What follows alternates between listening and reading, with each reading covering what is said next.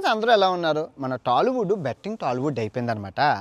కొన్ని వేల కోట్ల ఆస్తి ఉంది. అయినా కూడా అందరూ ఈ బెట్టింగ్ యాప్‌లు ప్రమోట్ చేస్తున్నారు. ఇంకా అత్యాస ఇంకా డబ్బులు కావాలని. సో, ఈ క్రమశిక్షణ లేని టాలీవుడ్‌ని క్రమశిక్షణలో పెట్టడానికి ప్రపంచయాత్రకు నాన్ వెస్ట్‌లు వచ్చారు. అవసరం టాలీవుడ్‌కి అయితే క్రమశిక్షణ అవసరం. వీడియో పూర్తిగా చూడండి. ఎక్కడ మిమ్మల్ని డిసప్పాయింట్ చేయదు. చాలా చాలా బాగుంటుంది. నవ్వులే నవ్వులు. ఫస్ట్ ఒక లైక్ కొట్టండి. ప్రస్తుతం మనం లో ఉన్నాం చూస్తున్నారు కదా. ఇప్పుడు ఊరి పేరు కూడా మాట చాలా బాగుంటుంది. పూర్తిగా వీడియో చూడండి. సో ఫస్ట్ దొంగలు ఎవరు చూసుకుంటే ఇప్పుడు ప్రకాష్ రాజ్ గారు ఉన్నారు, మంచక్క ఉంది, తర్వాత రానా గారు ఉన్నారు, తర్వాత కొండని ఉన్నారు, వీళ్ళందరూ ఉన్నారు. సో వీళ్ళందరిలో దొంగ ఎవడో చూసుకుందాం. ఆక్ పాక్ కరియా పాక్ డామ్ డూమ్ డిస్కనకర కాకినకర కయా దొంగ అంటే ప్రకాష్ రాజ్ గారు. అమ్మయ్య. ఇప్పుడు ప్రకాష్ రాజ్ గారి విషయానికి వస్తే విలక్షణ నటుడు. నేను మానార్కనే, నన్నెవరో మోసం చేయలేరు అని చెప్పి దేశభక్తి కలవాడు. ఎంత దేశభక్తి అంటే ఎలా చెప్పాలి? దేశభక్తి అంటే ఇప్పుడు భగత్ సింగ్, సుభాష్ చంద్రబోసు, ఇంకా గాంధీ తాత, అసలు ఇంకా స్వతంత్ర సమరయోధులు అందరూ చచ్చిపోయి ఆ ఆత్మ ఈ ప్రకాష్ రాజ్ గారిలో దూరిపోయింది. అసలు దేశం అంటే ప్రకాష్ రాజ్ అంటే దేశం అన్న విధంగా ఉంటారు. ఆయనకి అంత ఇష్టం దేశభక్తి. పొరపాటున కదా ఏదో బాంబు ఉందనుకోండి, సో ఆ బాంబుని ఈ హీరోలందరూ తీయడానికి భయపడతారు. కానీ మన ప్రకాష్ రాజ్ గారు ముందెళ్ళిపోయి ఆ బాంబు తీస్తారు అన్న ప్రాణత్యాగం చేసే మనస్తత్వం. అసలు అలాంటి మనస్తత్వం కలిగిన మన ప్రకాష్ రాజ్ గారు ఏం చేశారంటే బెట్టింగ్ యాప్లు చేశారు. ఎందుకు చేశారంటే మీకోసం చేశారు, మన ప్రజల కోసం చేశారు, దేశభక్తితో చేశారు, ప్రజలను ఉద్ధరించడానికి చేశారు ఈ బెట్టింగ్ యాప్లు. అంటే దానివల్ల లాభాలు ఉంటాయి. ఆయనకి జాతీయ నటుడు అవార్డులు వచ్చాయి. ఆయనకి తెలీదా? తెలుసు, లాభం ఉంటుందని మన కోసం చేశారు. సో ఇప్పుడు అయింది ఏదో అయిపోయిందని వేసి వదిలేసాయంటే ఇందులో మనం గతం కాకపోతే ఆ బెట్టింగ్ యాప్ల వల్ల మీకంటే కోట్లు ఇస్తారు కానీ నష్టపోయిన వాళ్ళకి ఏమైనా ఉందా అంటే నా దగ్గర కొన్ని అకౌంట్లు ఉన్నాయి. 20 లక్షలు, 30 లక్షలు, 40 లక్షలు, 50 లక్షలు నష్టపోయిన వాళ్ళు ఉన్నాయి నా దగ్గర. సో వాళ్ళకి ఏమైనా నష్టపరిహారం చెల్లిస్తారా అని వాళ్ళు అడగమన్నారు. నేను అడుగుతున్నాను. నేను ఒక రాయబారిని మాత్రమే. ప్రకాష్ రాజ్ గారికి బాధ్యతలకి మధ్యన రాయబారి ప్రపంచయాత్రకు నాన్ వేసిన అంటే కొంచెం బ్రోకరేజ్ చేద్దాం. మీరు నాకు ఇస్తారు 20 లక్షలు, అందులో 2% వచ్చినా మనకు ఖర్చులకు పోతాయి కదా. అది నా కక్కుర్తిలో కమండలం అంతే. జస్ట్ సహాయం చేసి కొంచెం ఏదో పిసలాడుతామండి. నాకంటూ ఏం లేవు కదా. సో ఇంతే తప్ప ఇంకే ఉద్దేశం లేదండి మీ మీద. మీరు గొప్పవాళ్ళు. అందులోనే అవునని చెప్పడం మర్చిపోయాను. ప్రకాష్ రాజ్ గారు నన్ను ఫాలో అవుతున్నారు. ఇదే ప్రపంచ యాత్ర గారు నన్ను ఫాలో అవుతున్నారు అనుకొని నేను ఆయనకి థ్యాంక్స్ చెప్పుకున్నాను. ఎందుకంటే విలక్షణ అంత గొప్ప. చిన్నప్పటి నుంచి ఆయన చూస్తూ పెరిగాం. నేను మానార్కనే, నన్ను ఎవ్వరు మోసం చేయలేరు. అబ్బో మామూలుగా ఉండదు ఆయన డైలాగ్. పోనీ ఎనీవే పక్కన పెట్టండి. ఇప్పుడు క్రమశిక్షణకి మారిపోయిన పేరైనా అసలు క్రమశిక్షణ అంటే ఆయన అంటే క్రమశిక్షణ. అటువంటి క్రమశిక్షణకి మారుపేరైన కలెక్షన్ కింగ్ మోహన్ బాబు గారు సుపుత్రికారు, అతను మన శుద్ధపోస, మన మంచు లక్ష్మక్క. ఇది అమ్మాయిలను కూడా నువ్వు అంటావంటే అచ్చే ఇదిగో ప్రాణం పోయిన ఆటగాడు అమ్మాయిల జోలికి పోడు. ఇది ప్రమాణకంగా చెప్తున్నాను. ఆటగాడుగా అమ్మాయిలతో ఎప్పుడు గొడవ ఆడకూడదు. అమ్మాయిలు ఏం చేసినా రైట్. కానీ పిల్లలు తప్పు చేస్తే శిక్షించాల్సింది ఎవరిని? తల్లిదండ్రులని. అంటే ఇప్పుడు మంచు లక్ష్మి తల్లిదండ్రులు ఎవరు? మోహన్ బాబు. మరి మోహన్ బాబు గారు అంటే ఎవరు? క్రమశిక్షణ అంటే ఏంటి? మోహన్ బాబు గారు. సో అటువంటి క్రమశిక్షణ కలిగిన మోహన్ బాబు గారు సుపుత్రికారత్నం బెట్టింగ్ యాప్లో చేసింది. నన్ను గురించి చెప్పాలంటే నన్ను క్యాష్ను ఆడిసి డబ్బులు సంపాదించేసుకోవాలని నన్ను కూడా చెప్పి మీరు అందరూ క్యాష్ను ఆడండి, రమిషెట్లు క్యాష్ను డబ్బు అని చెప్పారనమాట. అది సార్ మీ కూతురు గారు చెప్పారు. ఇక్కడ ప్రాబ్లం ఏమొచ్చిందంటే క్రమశిక్షణకి మారుపేరంటే మన మోహన్ బాబు గారు. అంటే ఇప్పుడు చూసుకుంటే మీరు మోహన్ బాబు గారు చూసుకుంటే అన్న ఎన్టీ రామారావు గారు తర్వాత మన నందమూరి తారక రామారావు గారు తర్వాత ఆ స్థాయిలో ఆ టీవీ, ఆ రాజస్వం, ఆ ఎత్తు, ఆ పొడుగు, ఆ ఊపు, ఆ తోపు, నటసారం ఎంత పెద్ద డైలాగ్నైనా అబ్బా. ఇప్పుడు మహాభారతం తీయాలంటే 10 క్యారెక్టర్లు ఈయన ఒక్కడే చేయగలరు. ఇంకెవరు చేయలేరు. టాలీవుడ్లో ఎవరూ లేరు. అందరూ జుజుబీ ఈయన ముందు. సో అంత గొప్ప నటుడు, క్రమశిక్షణకి మారుపేరు, కింద నుంచి వచ్చారు. మన భక్తవత్సలం నాయుడు గారు, రాయలసీమ రామన్న చౌదరి గారు సుపుత్రికారత్నం చేసింది మన బెట్టింగ్ యాప్లు. సో ఇక్కడ ప్రాబ్లం ఏమొచ్చింది అన్వేషం అంటే ఇప్పుడు క్రమశిక్షణ తెప్పిన టాలీవుడ్కి క్రమశిక్షణ నేర్పించింది మన మోహన్ బాబు గారు. ఫర్ ఎగ్జాంపుల్ చూసుకుంటే చిరంజీవి గారిని క్రమశిక్షణలో పెడుతుంది ఎవరు? మోహన్ బాబు గారు. వజ్రోత్సవాలు చూశారు కదా, అంతవరకు మన పవన్ కళ్యాణ్ గారిని క్రమశిక్షణలో పెట్టింది ఎవరు? మోహన్ బాబు గారు. మీకు ఇంకో విషయం తెలుసా? ఎన్టీఆర్ రామారావు గారు చచ్చిపోయాక బాలయ్య బాబు గారు అంటే అందరికీ భయం, కానీ బాలయ్య బాబు గారిని క్రమశిక్షణలో పెట్టింది ఎవరు? మోహన్ బాబు గారు. ఎవరినైనా అడగండి, చెప్తే బాలయ్య బాబు గారిని ఫోన్ చేసి అడగండి. మోహన్ బాబు గారు అంటే షేక్ అవుతుంది బాలయ్య బాబు గారికి. అంతవరకు ఎందుకమ్మా? నాగేశ్వరరావు గారు చనిపోయారా? మరి నాగార్జున గారిని ఇన్ని రోజులకు క్రమశిక్షణ పెడుతుంది ఎవరు? మన మోహన్ బాబు గారే. బాబు నాయుడు గారి కుటుంబం కూడా ఉందమ్మా. రామానాయుడు గారు చచ్చిపోయాక వెంకటేష్ బాబు గారిని క్రమశిక్షణలో పెడుతుంది ఎవరు? మోహన్ బాబే.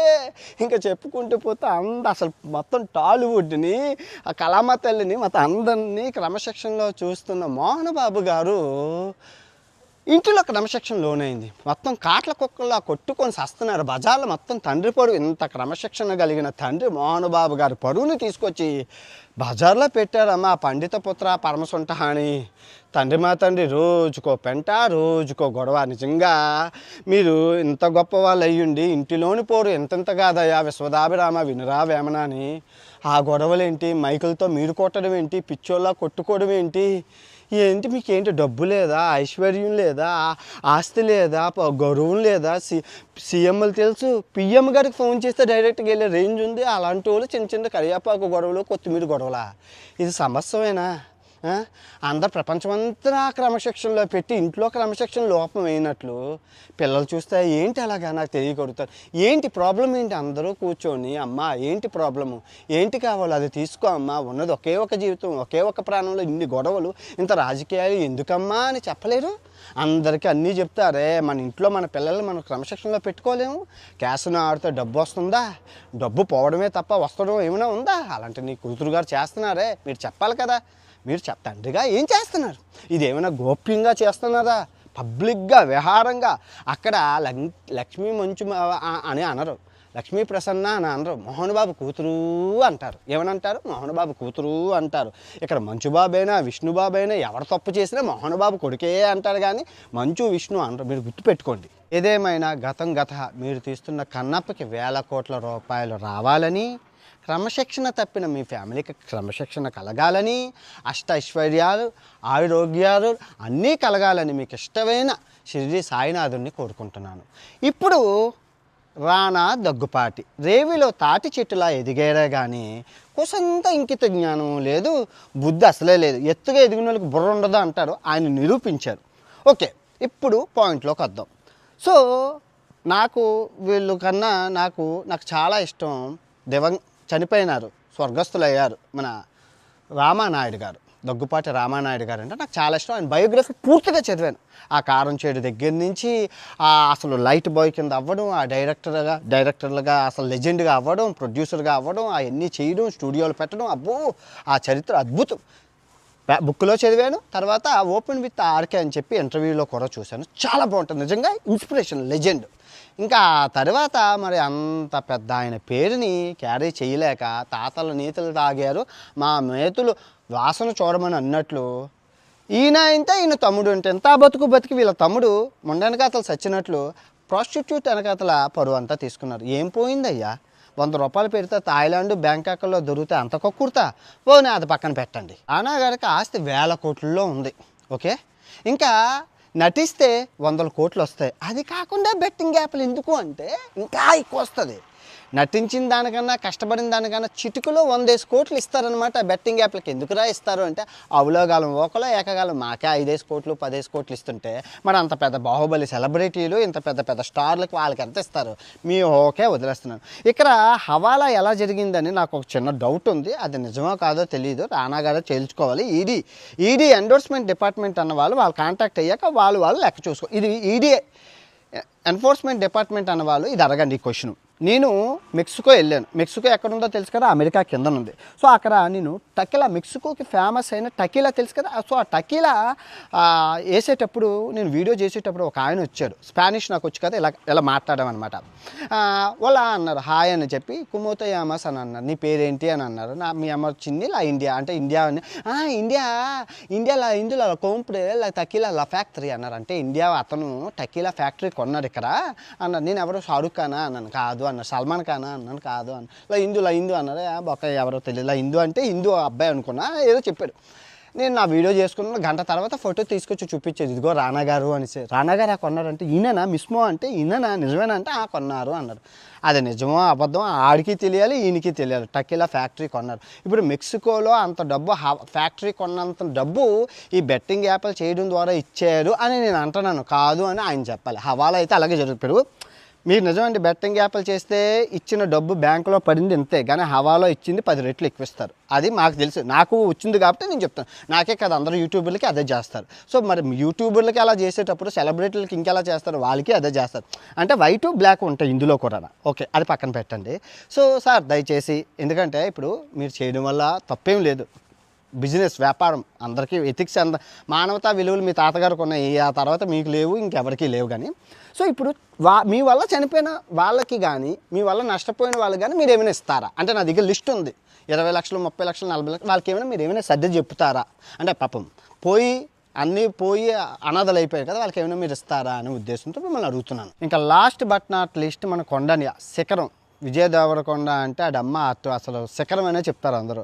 ఆ ఫాలోయింగు అటు అబ్బాయిల్లో అటు అమ్మాయిల్లో కింద నుంచి చిరంజీవి గారు తర్వాత ఆ పేరు తెచ్చుకున్నది తెలుగు కళామ తల్లి ముద్దు బిడ్డల్లో ఆయన ఒక కింద స్థాయి నుంచి వచ్చారు, గ్రౌండ్ లెవెల్ నుంచి వచ్చారు.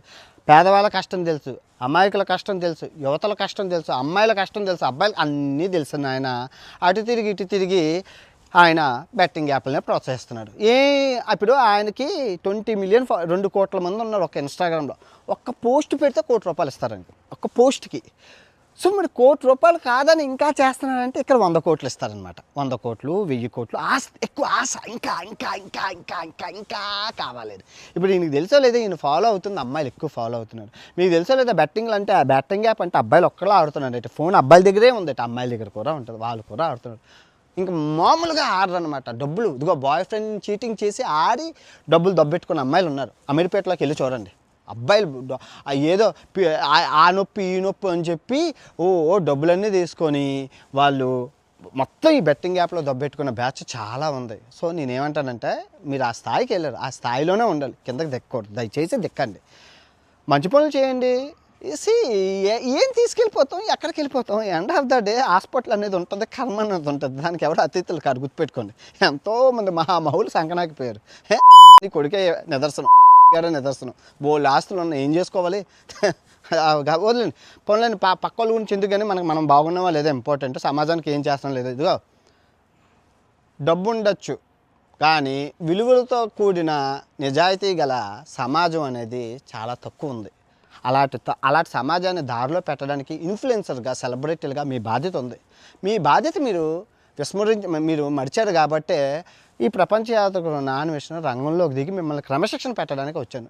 నన్ను తప్పులుంటే క్షమించండి, పెద్ద మనసుతో నన్ను ఈ బుజ్జోని నన్ను క్షమించండి. ఏదో నాకు తెలిసింది ఈ బెట్టింగ్ యాప్ల కోసం మంచిది కాదు, చాలామంది అమాయకులను ప్రజలు పోతే. ఇప్పుడు సింపుల్గా ఒక్కటి మీరు గుర్తుపెట్టుకోండి, మహాభారతం ఎగ్జాంపుల్. ఒక్క పేకాట ఆడడం వల్ల ఏమైంది? మొత్తం నాశనం అయింది. క్యాసినో కానీ పేకాట కానీ రబ్బులు రావు, అది మీకు తెలుసు, నాకు తెలుసు. తెలిసినా కూడా మనం ఎందుకు ప్రమోట్ చేస్తున్నాము అంటే డబ్బు కోసం. Simple. End of the day అంటే ఉన్న డబ్బు చాలా, ఇంకా కావాలి, ఇంకా ఇంకా ఇంకా ఇంకా ఇంకా ఇంకా ఇంకా ఇంకా ఇంక ఆశ ఆశ ఆశ నిజంగా మనిషికి చావదు. దేవుడి దయ వల్ల నా దగ్గర రూపాయి తప్ప ఎక్కువ లేదు. జై సాయిరాం, చాలా హ్యాపీగా ఉన్నాను. ఓకే, ఈ వీడియో ఎంతటితో సంబంధం, తిరిగి మరో మంచి వీడియోతో రేపు కలుసుకుందాం. ఇట్లు మీ ప్రపంచ యాత్రికుడు అల్బానియా దేశం నుంచి.